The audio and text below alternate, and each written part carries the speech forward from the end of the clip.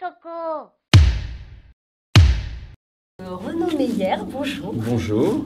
Donc on est ici au Saint-Georges pour accueillir votre nouvelle pièce Oui, qui s'appelle Mes parents sont des enfants comme les autres. exactement.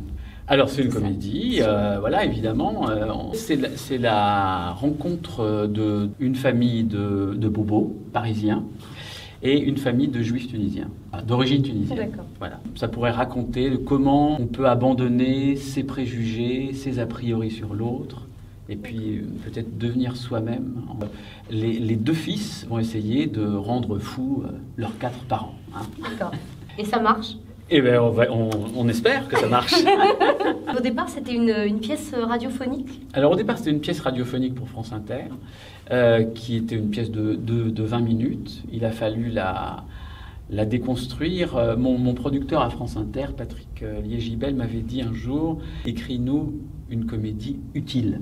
Et donc je m'étais lancé sur cette histoire qui était personnelle.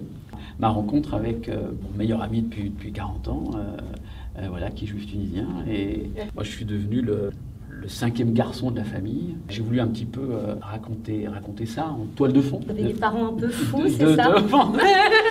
J'espère que je les rends un peu fous de temps en temps. Comment vous avez choisi les comédiens qui vont jouer? Gladys Cohen faisait partie de la fiction radiophonique. D'accord. Donc Gladys, c'est la mère juive incontournable. De La Vérité si je mens, oui, de Coco, voilà, elle a un tempérament de feu. Et José Paul, que je connais depuis longtemps, et qui a tout de suite adhéré à l'univers du père Bobo, dépassé par les événements. Loïc Renard, qui fait le fils de José Paul, je l'avais vu à sa sortie du conservatoire. J'avais dit, ah, c'est le tanguy qu'il me faut. D'accord. Et pour les autres comédiens, Rudi Milstein? Alors Rudi, ça a été après des castings, des rencontres. Et après, pour arriver au Saint-Georges, comment ça s'est passé du coup qu'elle passe de la radio au Saint-Georges? Alors ça, qu'elle soit changée, tout ça.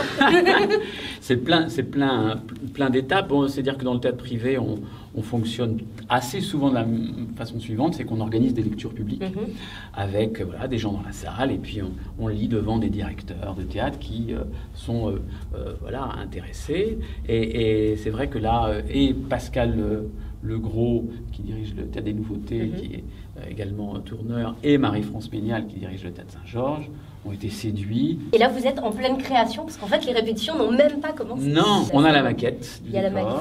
On a une certaine idée de comment ça va circuler, en tout cas pour nous, ce qui est important. Les changements de décor aussi, ce sont les acteurs qui vont faire les changements de décor. Les acteurs réfléchissent à leur personnage, à leur rôle, ils commencent à apprendre leur texte, à se dire comment je vais négocier ça. Est-ce qu'on va être d'accord? Est-ce qu'on va être d'accord? Le texte, au départ, il est sur le papier. Savoir comment il va se comporter, j'oserais dire, sur scène.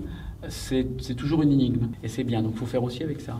Et c'est plus difficile d'être auteur et metteur en scène à la fois, parce qu'en même temps, vous l'avez déjà fait pour Zelda et Scott. L'auteur qui monte sa pièce doit absolument être totalement vierge quand il se met à la mettre en scène. Et parfois, un petit peu aller contre ce qu'on aurait voulu faire. Oui, ce qu'on a écrit au départ. Mais pour le mettre en valeur, en fait. Il faut être très gai pour la tragédie et au contraire, avoir un peu de tragédie en soi quand on fait de la comédie.